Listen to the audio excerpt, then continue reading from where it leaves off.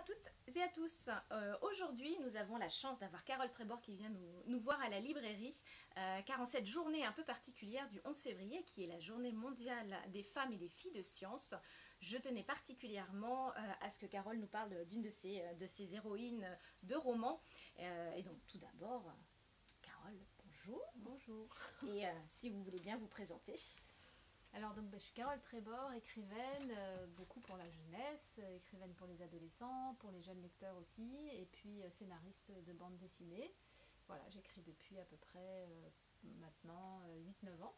Hein. Aujourd'hui, nous allons parler de l'héroïne de ce très très bon roman Combien de pages jusqu'à la lune, qui est sorti en septembre 2019. Qui, nous à la librairie, nous l'avons tellement aimé qu'il est toujours sur les étagères et il fait partie toujours de nos conseils de lecture. Et donc, si vous voulez bien présenter l'héroïne de ce roman. Donc ça, c'est un roman biographique donc, sur Katherine Johnson, qui est une afro-américaine qui a travaillé comme scientifique à la NASA et surtout comme mathématicienne à la NASA. Et donc le roman raconte vraiment son histoire du ventre de sa mère, parce que dans le premier chapitre, elle est dans le ventre de sa mère, jusqu'au premier pas sur la Lune de Neil Armstrong en 69. Et on voit toute son évolution, son rapport aux mathématiques, son cadre familial, sa rencontre avec son mari, et puis les maths toujours présentes, et comment les maths sont présentes dans sa petite tête de génie des maths. Oui, parce que comme certains voient la musique, certains voient les couleurs, Katherine Johnson a cette particularité de tout convertir en mathématiques, en chiffres, en nombres, en théorèmes. Enfin, elle théorise absolument tout. Alors, elle est surtout, je dirais que les maths sont pour elle un domaine à la fois familier et à la fois juste, qui est toujours son pylône, voilà, l'endroit où elle peut se sentir en sécurité, l'endroit où elle sait qu'elle peut avancer.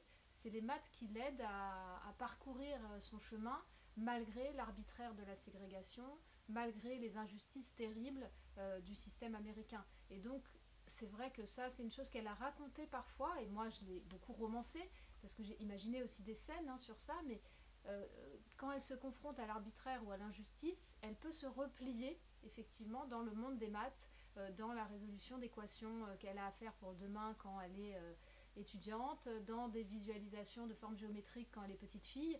Donc il y a une scène où elle rencontre une petite fille blanche qui vient du sud des États-Unis, donc qui est très raciste et qui ne veut pas qu'elle s'assoie, que Catherine s'assoie sur le banc à côté d'elle, alors que Catherine s'apprêtait à lui offrir juste des bonbons.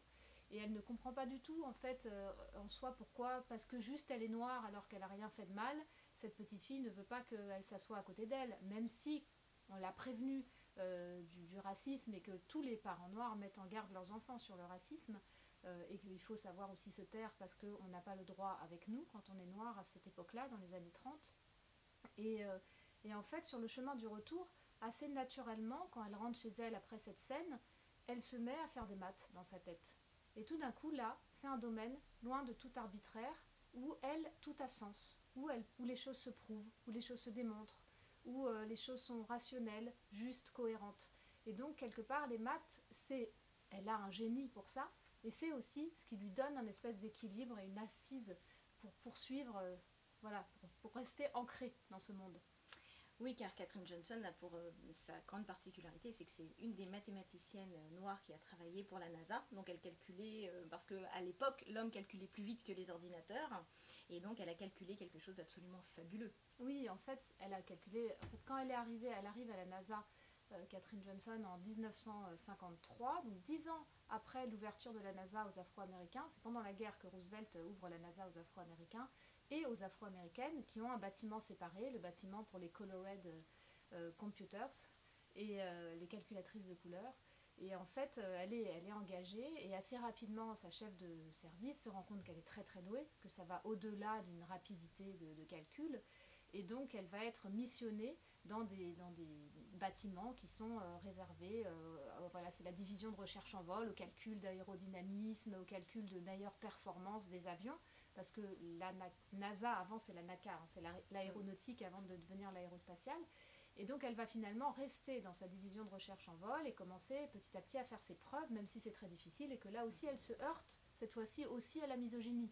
C'est-à-dire qu'elle se heurte au racisme et à la ségrégation, mais elle se heurte énormément dans un milieu vraiment dominé par des ingénieurs, blancs évidemment, mais elle se heurte au fait que vraiment pour eux, c'est très très difficile à admettre et à accepter que cette femme arrive et est vraiment plus forte qu'en maths. Ça, c'est quelque chose de très difficile. Et elle va rester très tenace en fait. Elle ne va faire ses preuves que par son travail. Elle ne va pas rentrer en conflit, Catherine, elle ne perd pas d'énergie sur les conflits.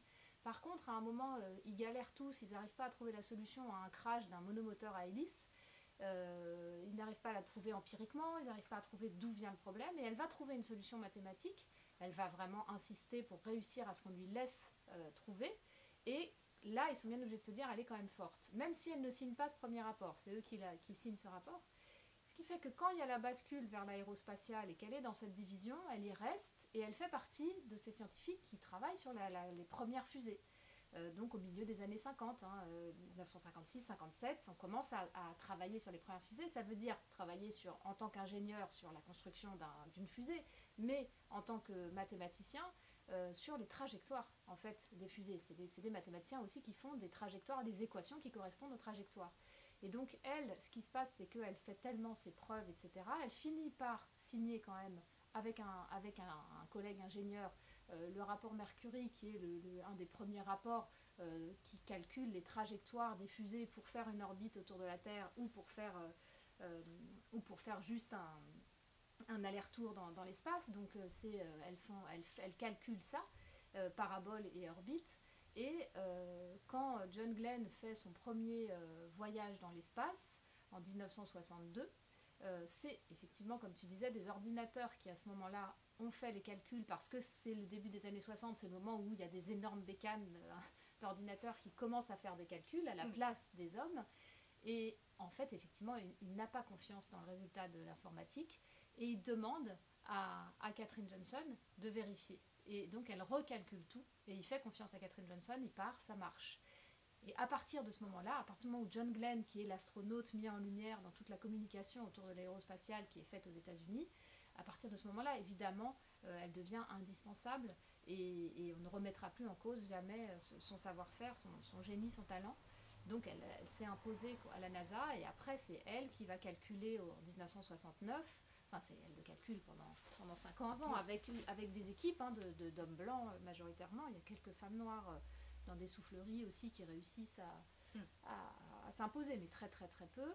Et en fait, elle va calculer effectivement des choses extrêmement importantes pour le voyage de Neil Armstrong sur la Lune, et notamment c'est elle qui calcule, qui va permettre de savoir, ce qui est la grande nouveauté, c'est dans une fusée, il y a, moi je pars dans les détails là, mais bon, il y a le LEM qui va se détacher, le module lunaire qui se détache et qui va sur la Lune avec Neil Armstrong à bord et l'autre astronaute, et puis il y a le reste du vaisseau qui les attend en orbite autour de la Lune. Et la grande nouveauté aussi, c'est de se dire, bon, il faut que ça se détache, quand, où et où ça va se poser, et puis à quel moment il faut que ça reparte, parce que tout tourne là-dedans. La Lune tourne doublement, la fusée qui attend tourne, donc il y a tellement de rotation dans tous les sens, pas de gravité, etc., qu'il faut, c'est extrêmement compliqué. Il faut anticiper, il faut visualiser tous les schémas possibles. C'est des équations qui font des tableaux et des tableaux d'équations. Et elle va calculer le moment précis où il faut que le LEM reparte de la Lune pour être sûre de retrouver la fusée, de s'y rattacher, sachant que si elle se trompe de 2 minutes, dans l'espace avec les distances énormes et le mouvement de la Lune autour de la Terre, sur elle-même, etc., bah, ça fait que si c'est raté, ils se perdent dans l'espace, ils ne retrouvent pas leur fusée et c'est fini. Donc elle a cette responsabilité énorme, elle a la responsabilité avec son calcul de trajectoire de la vie de ces astronautes en fait. Donc ça c'est en 69 qu'elle va calculer ça. Donc ce qui est, je pense, touchant dans ce roman, c'est qu'on part vraiment de cette petite fille afro-américaine qui grandit dans une ferme populaire avec un père bûcheron pour gagner sa vie, homme à tout faire dans un grand hôtel, et comment elle finit quand même à la NASA, qui est l'endroit le plus prestigieux possible des États-Unis. C'est clair. Et donc votre plume absolument magnifique lui a bien rendu service à Katherine Johnson, et je ne peux que vous inviter à découvrir ce roman. Merci beaucoup Carole Trébor. Merci à toi, merci beaucoup. Mais avec grand plaisir. À bientôt. Au revoir. Tu as aimé la vidéo ? N'hésite pas à mettre un pouce bleu. Abonne-toi si tu veux recevoir les notifications des prochains tutoriels. N'hésite pas à commenter et à nous faire des suggestions de création, nous y puiserons notre inspiration. La librairie Jolila est présente sur les réseaux Instagram et Facebook pour que tu puisses suivre son actualité. Tu peux venir nous rencontrer directement à la librairie au 17 rue du Champ de Mars, Paris 7e. Toutes les informations quant au matériel nécessaire pour la réalisation de l'atelier sont à retrouver dans la description de la vidéo. À très bientôt!